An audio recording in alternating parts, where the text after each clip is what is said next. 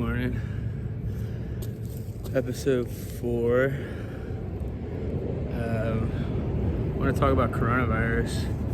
I'm no doctor and definitely not a medical professional anymore. Did work in the field a little bit, working on lab equipment for various research facilities, research institutions, universities in the Bay Area. But anyways, virus is everything anybody seems to talk about these days, and it's concerning for sure, especially here in America. I was just watching Colbert from last week and figuring out that we got to 4 million cases. It's fucking crazy. I think the craziest thing to me is our lack of unified response as a nation. Trump's plan, if you can call it that, I'd say lack of plan, was to punt it to the states. So we'd have 50 different approaches to how we combated this virus. And hindsight's 20/20, but you can look at what other countries did, and when they took appropriate action right away, shut it down across the whole nation, made everyone shelter in place, minimize the spread, treat the people who are infected, get the numbers down, flatten the curve, and then some. Those countries were closed for a couple months, probably a little bit more than we were, and they've gotten a handle on it. We failed to do that, and we have such, robust interstate commerce through trucking and just travel, and people moving to different cities and different states for economic opportunity, and then going back home to their suburb or rural area to visit family, and just spreading.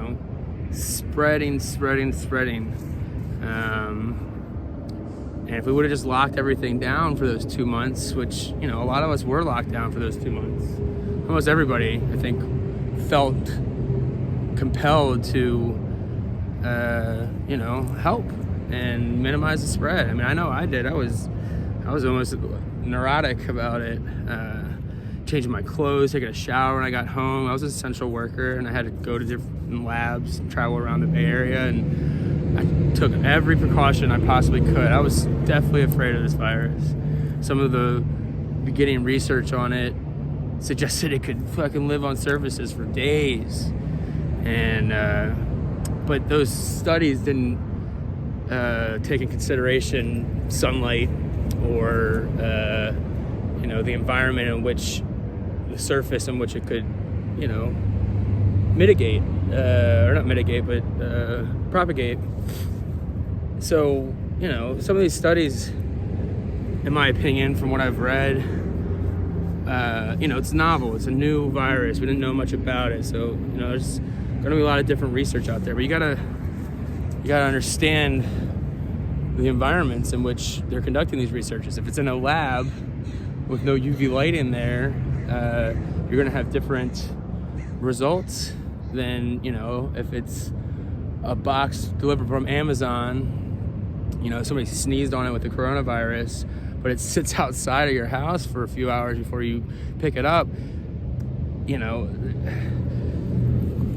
not going to say any factual information on what is or isn't true with it, because I don't know everything on that. But the little bit that I do know, Bella, get over here,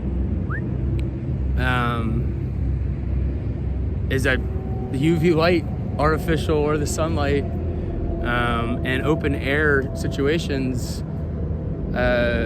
it's negligible, if not nearly impossible, to spread the virus, especially if you're maintaining distance from people, and then even especially if you're wearing a mask.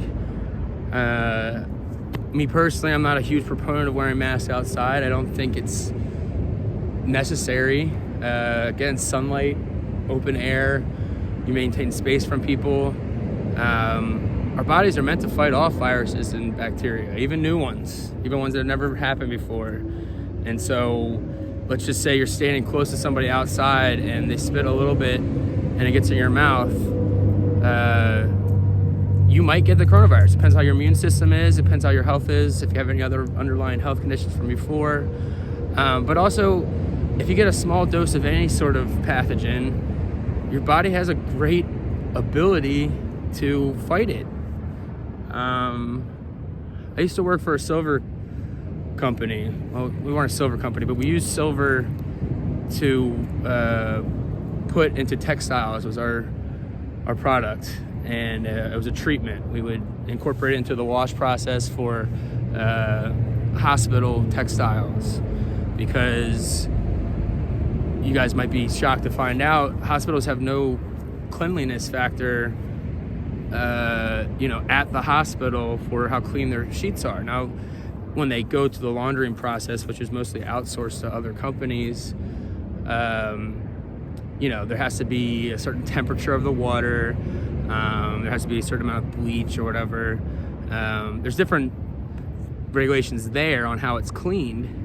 But if you've ever been to one of these facilities like I have, that shit's gross, man. That shit is gross. I mean, we have these huge tunnel washers, which is just like, imagine a normal washer at your house, but now you got, times it by fucking 50, and that's the size of one of these chambers in the tunnel, and then you'd have like 15 chambers sometimes, and so you have this conveyor belt putting on 150-pound loads of soiled hospital stuff. So we had they had fucking what do they call them, bed pads or whatever. It was just shit. There's shit soaked pads from people who are incontinent in the hospital.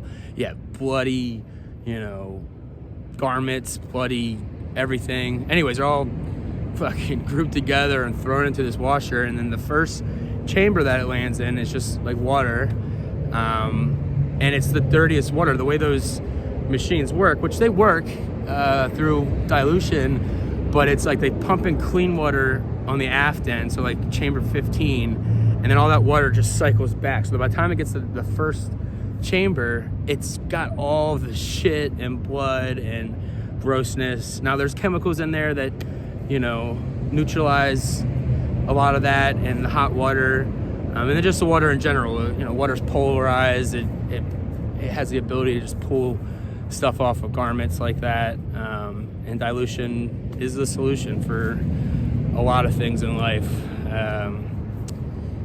especially your body. If you drink a lot of water, you're doing well for yourself. Anyway, silver company, we would incorporate towards that clean end, so the garment should be pretty clean at this point. They go through the soap and all these different stages of that tunnel washer process. And what we would do is we would inject a silver solution that was properly diluted into that washing machine. And silver has this amazing ability to almost instantly spread out throughout that washer fluid, that water, and then because of its charge of the ionic silver, it wants to inherently latch onto various types of garment material. So it really likes cotton. We get really high uptake numbers in cotton, polyester a little less, but almost all the materials, even nylon and stuff like that, if we put in enough silver, we'd have consistent results on how much, and it would be very uniform too across the product. And you needed very little of the silver in the garment in order to have the effect that we wanted, which is called the oligodynamic effect, which is something we've known about for a long time. I don't know if we had a name for it and knew all the properties of it, but we knew that silver killed bacteria. That's why we had silverware. People ate off of silver utensils because it was good. The Romans would put silver in their water to make it or drinkable when the soldiers are out in various areas drinking out of streams and stuff. That's why silver bullets kill werewolves and and other things. Yeah. So we did that because, again, these facilities that we'd be at, they would have workers supposed to be separating the dirty side from the clean side, and having these controls of, if you're on the clean side, you're wearing this stuff, and then if you go to the dirty side, you're wearing this other stuff, and so there'd be minimal transfer of the gross stuff on one side of the plant to the other. I've been to several of these facilities, and the controls differed from facility to facility, but I'll tell you, people are people, and they don't always take all of the proper PPE precautions, or follow the protocols properly. No, get out of there. Anyway, there's definitely transference of the dirty side to the clean side, and so let's just say you took all of the necessary precautions and followed all of the policies and procedures to properly clean those garments. You get them on the clean side, and even if everything hadn't been killed in that wash process, they throw them in these really, really hot dryers. Like, they use gas, propane mostly, to flame throw into these huge dryers. So you're killing things at that point too because of the heat.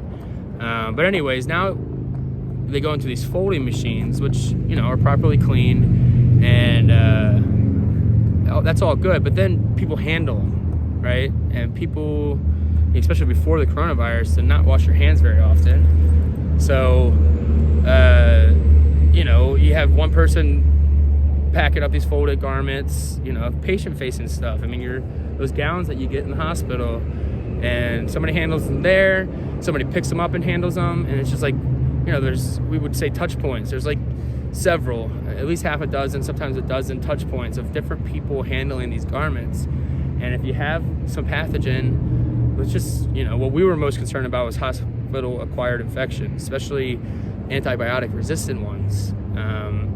So like MRSA and others that have developed a resistance to antibiotics, which I had I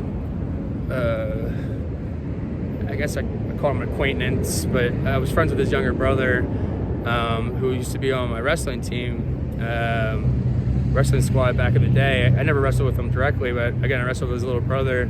But anyways, at one point, I think when he was in college, or maybe shortly after, he was wrestling and noticed a painful pimple on his thigh. And I don't remember what he did, but eventually went to the hospital for it, and they found out that it was MRSA. And, it looked just like a normal pimple, but it was an infection. I guess all pimples are, but this one had antibiotic-resistant staph in it, and they had to he almost had to lose his leg. They had to cut it open and just drown it in different antibiotics. I don't know all the details, but I remember him telling either me or somebody else, and me just eavesdropping about it, and it sounded crazy. That's the first time I'd ever heard of antibiotic-resistant bacteria, and so that was something we were trying to help combat by creating a cleaner environment with this, SilvaClean, and we had plenty of clinical research that showed that it was effective. It was effective against a lot of things too. We were surprised, like different viruses and other different types of pathogens and molds, it was great. I really wish that the company would have taken off. I don't know how they're doing now, but it seemed like a really great idea, which is why when I had a slew of different jobs that I was applying for out of the Navy, I took the least pain, riskiest one, because I really believed in the product and the people. The people I met with in the interview process were smart, had good backgrounds, very friendly, engaging, and driven. And so I was all for it. And I met some good friends there and learned a lot. So even though I got paid, garbage, I was so poor I had to get a second job walking dogs. But I didn't mind because I really felt passionate about what we were doing, and I thought we could really do it, and we could really help a lot of people by doing it. So I felt really good about it the whole time, and the best part was I worked for some really smart people who taught me a lot.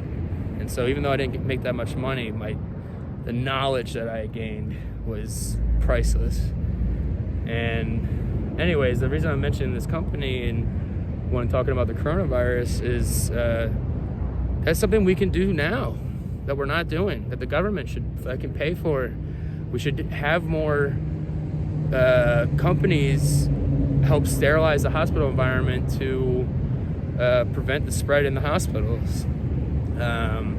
UV light's a good one too. They have these robots that shine UV light everywhere. There's some different alcohol sprays that help too. It seems like a no-brainer and something that we're not investing in as a healthcare industry or as a government trying to combat this virus. And on top of that, I don't know, I've never done any research on this. I've only anecdotally done it myself, but we should treat these masks that we have with silver or copper. Copper works too, but silver's more effective, a little bit more expensive. But let's say we get some N95 masks or some cotton masks and we put silver on it, treat it with silver, and then now you can reuse those masks more, because when you touch them, instead of that being a breeding ground for bacteria or viruses, or at least them staying alive on there, the silver kills them. The oligodynamic effect is very interesting. Look it up. Silver just breaks down these pathogens, destroys them. It's insane how it works, and it's effective. And that's one way we could help with this mask crisis.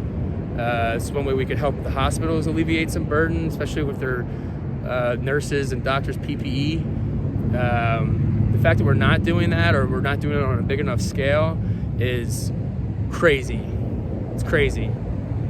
And I just think we could be doing a lot better with that. And I also just listened to Trump talk to somebody on Fox News. I think it was a clip on Colbert, saying we need to limit the amount of testing because it makes my numbers bad. Fucking piece of shit. Damn you, man. Fuck your numbers. People are dying, we need to be smart about this. We don't need to be crazy about this, but we need to be smart about this. And the one way we can get back to fucking normal and start opening up this economy again is if we have mass testing. Now, I don't know how feasible it is to scale up our current production methods for testing, but we should be doing everything. This money that Congress wants to pass for relief, a lot of it should go to fucking increasing testing and increasing N95 masks. The fact that we're not doing that, we're dropping the ball and we're repeating the same mistakes. And Einstein says the definition of insanity is doing the same thing and expecting different results. So they just want to shut everything down again. That's crazy. Let's fucking start testing everybody. I went for diagnostic coronavirus test that was administered through the state of California. I tried to go through my healthcare provider, and they said they wouldn't unless I had symptoms. So I even went ahead and yeah, my throat's a little dry, I got a little cough.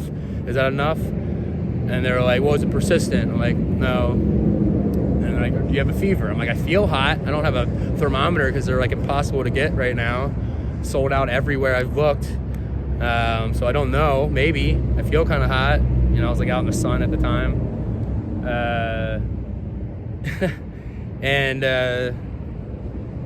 Yeah, so they wouldn't give it to me. But well, you can go through the state of California because I was an essential worker at the time. So I went, into this drive-up line, which I think was administered well. I was able to get an appointment that day, which was nice. But then they told me I had to expect my results in like 2 to 3 days. And it took 7 days for me to get my results back. That's not helpful. I mean, I see, podcasts and different other, organizations with money administering tests and getting results right there, right then and there. I don't know how they're doing that, but we need to ramp that up. We need to have immediate testing, immediate diagnostic testing. Is this person sick? Yes, no. Cool. They're not? All right, well, they're good. Or if they're not, then they go back home and they shelter in place.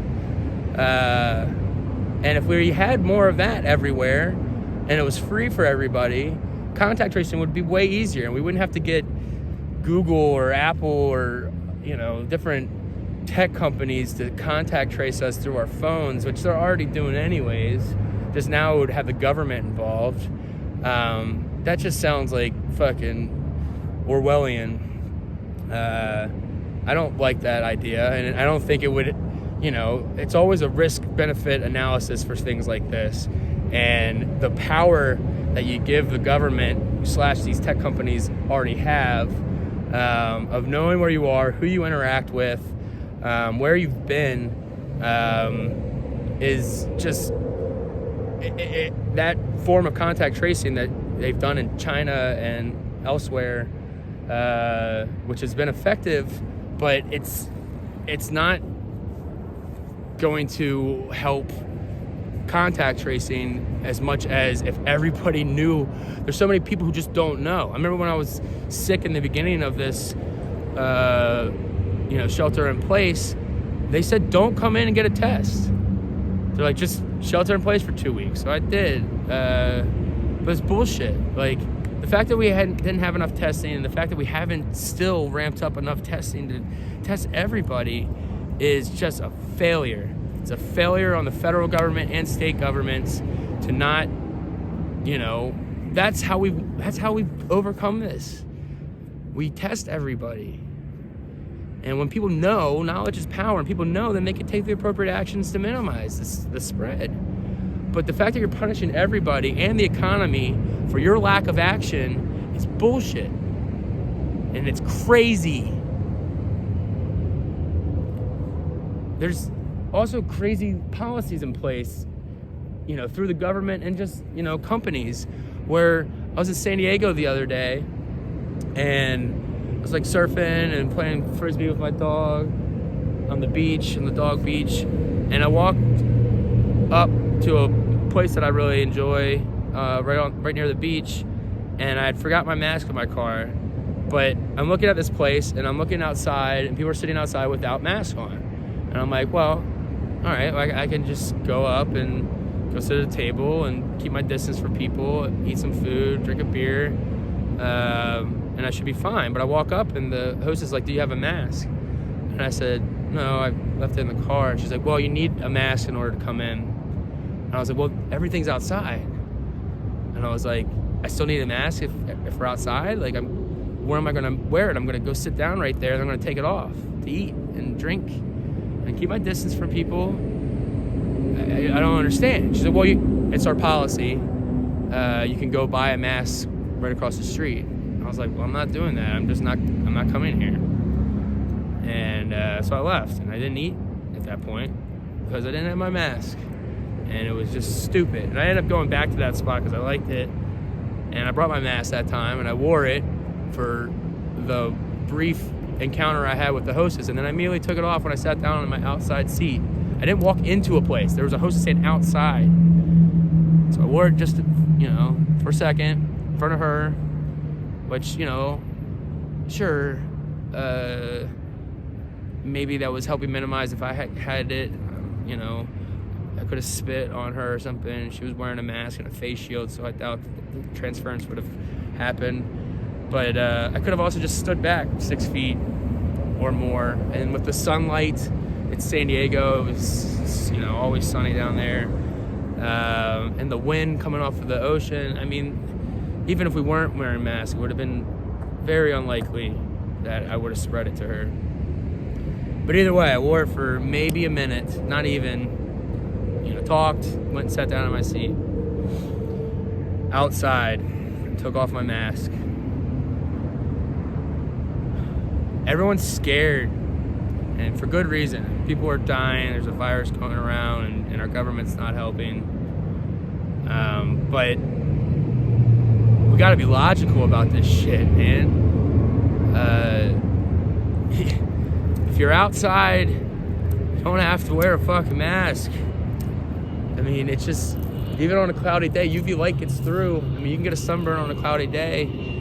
Open air, keeping your distance.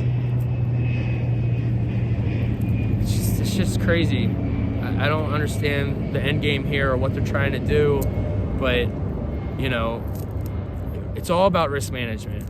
And, you know, wearing a mask around people, especially inside, is necessary. Now, it's crazy that some places have restaurants open up inside. I mean, even with social distancing inside, it's just, you know, there's recirculated air in there. Unless they have like all the windows open and they got good airflow from outside, you know, you're having recirculated air. There's studies that were done early on where like people in a restaurant got a bunch of coronavirus because one guy was infected and he was like right by the vent, and the vent blew all of his air that he, you know, his spit that he was accidentally, you know, releasing as he's talking, and it went downstream. You could draw a pattern of the people who got infected downstream from him. And the craziest thing to me is like we could still go fly, and there's recirculated air in those fucking planes, but we can't go to a baseball stadium outside in the sun.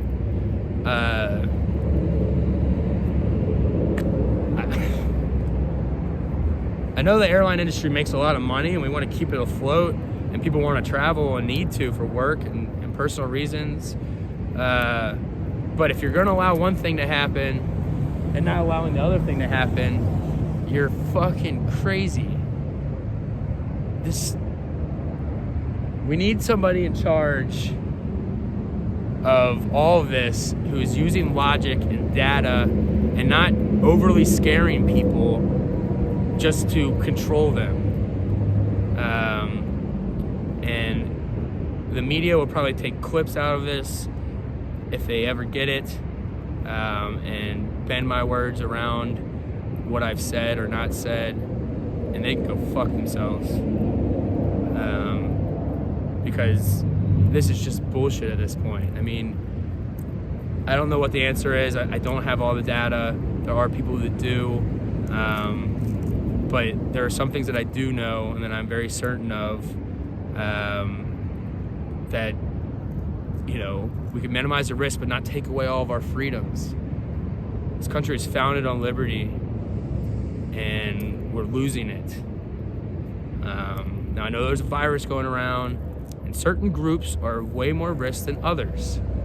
Younger, healthier people who take care of their bodies. And I'm not one of those. I drink way too much. I smoke too much. You know, I'm probably in a little bit higher risk of a category. Luckily, I'm a little younger. But like the people who are very high risk are the older generations. And I have my grandparents and people in my family that I really love that I'm concerned about with this. So I would hesitate to, you know, I want to visit them, but I would meet them outside and keep my distance, which is a shame because I would love to give my grandparents a hug.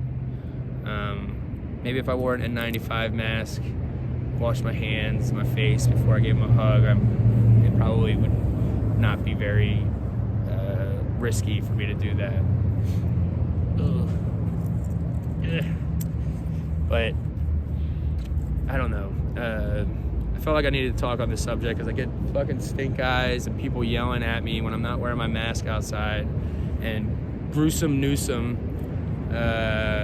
our fucking governor, is, you know, requiring masks to be worn outside at parks. I thought in the beginning he was really taking good strides, you know, like really trying to minimize this shit. And I thought California did pretty well at first. I don't know what happened, but they've just gone crazy, man. I don't know if they're doing it as a tactic to control us or if they're just stupid. But I don't understand in the California sun. I know it's cloudy here right now. But again, you're still getting UV light even through the clouds. And, you know, as long as you maintain your distance with the open air, there's been studies done where I think it was 1 out of 7,300 people had a transference of the virus outside, an outside setting. What the fuck is going on, man?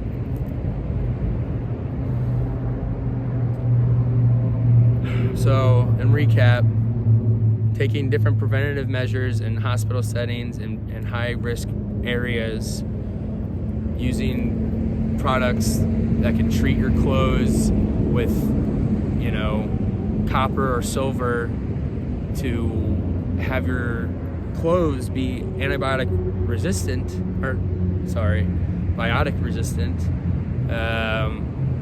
Basically, the way I like to think about it is, if you have like a damp, let's just say you have, you know, this wool sweater of mine, I sneeze into it, something about the material, especially cotton and wool and stuff like that, non-synthetic fibers, they become a harbor for that bacteria. So let's say I have a staph infection or something, pop a pimple and it lands on my shirt. If I were to come back later, I would measure the colony counts right then and there, and then come back later and remeasure. It would grow, like it would propagate on this shirt. But if it was treated with the proper amount of silver, which is again pretty small, like, so you can do this at a pretty cheap rate because of how, I mean, I forget what the exact numbers are, but you know, we're talking, you know, 1,000th, you know, I forget. I think it's micrograms per kilogram. I forget. Anyways, you can look it up. But if there's silver treated on there, and that same pimple is popped onto that shirt, you come back later, you know, in like 4 hours, 95% of it was dead from the original population. You come back, I think it was 8 hours, like 99%, and 24 hours, like 99.999% of that colony is dead. We need that. So going to the coronavirus, somebody coughs or sneezes in their shirt, and then they go and wipe it on somebody else by accident, it's spreading. But if you have treated, you know, material, you're reducing the risk because it's dying actively. So, you know, give it some time. You're not going to spread it to somebody else via contact of that previous cough or sneeze that you had. Another thing we could do is we could change all of the door handles to brass, you know, or some kind of copper, because silver wouldn't make sense, it's too expensive, but, you know, brass or copper plated doorknobs everywhere would also help minimize the spread. We need people thinking about these ideas, and we need people in power to institute these policies and spend the money which is going to help minimize this. Throwing money at a new FBI building, first of all, fuck the FBI. Second of all, that's stupid. And what I've heard about it is the whole reason that they're doing it is because that old FBI building has a shitload of asbestos in it, and so they just need to build a new one. And they were going to spend all this money to renovate this old ass building. I mean, it's billions of dollars, like a $2 billion project or something that they're writing into this coronavirus relief. And I mean, I don't want to be conspiratorial here, even though I just have been this whole time. But Trump's hotel is right next to this FBI building. When the FBI has guests, foreign nationals coming and visiting, I'm sure they're staying at the fucking Trump hotel. So the FBI wanted to move their building to somewhere in the suburbs where it'd be cheaper, and they could build a new one for cheaper than renovating this old ass asbestos-filled building for $2 billion. But Trump was against it. I wonder why. It probably has nothing to do with the fact that the Trump hotel was right there next to this old FBI building. This is kind of shit I'm talking about. This is where we're fucking up. And if we don't start getting people to take the proper actions, coronavirus is never going to get better, and they're going to use it to their advantage to just keep fucking us over. And they're so stupid because they're just hurting all of us. The economy can only be propped up so long by the Fed until it collapses. I mentioned in the previous video, I think episode 2, that we keep building ourselves in a shitload of debt. We're going to keep doing it this year because of the coronavirus. But those debts are bought either by Americans, or a lot of it is bought by China. And I hate to break it to people, but they're not just giving us that money. These are treasury bonds mostly that have a due date, and we have to pay them back with interest. So our debt is actually more inflated than we actually think it is because of the interest rate plus inflation. The second China is like, we want our money, it's gonna be a new game.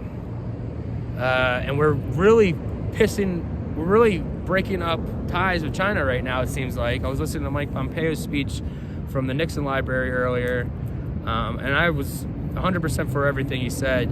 But the problem is, if China has most of our debt, there is a precedent in history of how they can sway our policies through their threatening of wanting their money back. We did it to England after World War II. We bought up a lot of England's debt that they acquired during World War II. I think it was World War II. Could have been after World War I. I don't know. You can look it up. But it has something to do with the Suez Canal and England wanting to take control of that waterway for economic reasons. Anyway, we didn't want them to do that. I don't know what our reasoning was, but we didn't want them to do it. And so when they were kept threatening that they're going to go do it, we said, all right, you can go do it, but give us our money back that you owe us from the war. And then England didn't do it. And that was not nearly the amount of money that we owe China. So, just think about what decisions are being made by China, just being like, hey, like, we're going to stop buying your debt that you keep acquiring if you don't do this or that for us. And China's just a big mafia, a big centralized government, authoritarian regime that is in every company there. And every company there is a monopoly, and they're all backed by the government. We're kind of falling into that, unfortunately, here ourselves in what's supposed to be a free market. But with China having these companies, these monopolies, huge companies that are backed by their government, competing on the world markets, we're fucked. Luckily, their technology companies are not nearly as good as ours, but like they've banned platforms like Facebook and Google, and they've created their own. Now, luckily, they're not as good or as popular around the world, but they have other technology companies that do give us a run for our money, and the fact that they're a monopoly and then backed by the government there, it's just like it's a non-compete. We're in a very precarious situation with China right now, and their rise in power against our national interests. And let's not forget that the virus started in China, and they've somehow been able to stop it, or stifle it at least, mostly because they had crazy controls over their people, and they would put people in quarantine hospitals, which I think is not a great answer, but maybe necessary. I don't know. There's other countries that have done good mitigation factors that have worked, and we should probably follow their models over China's. But either way, we're getting ravaged by this shit right now, and China is not, and that's just another reason why we're losing to China. Not that it's a zero-sum game, But if China had its way, they would try and take over more areas. I mean, they're trying to take over Hong Kong.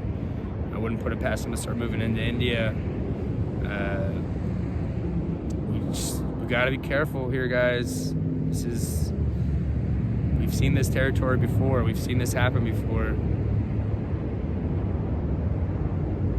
Got to be smart and invest government money into, mitigation factors that are reasonable and logical and backed by science. You can Google and look up anything I just said. Trust but verify. Or as Pompeo said with China, distrust and verify.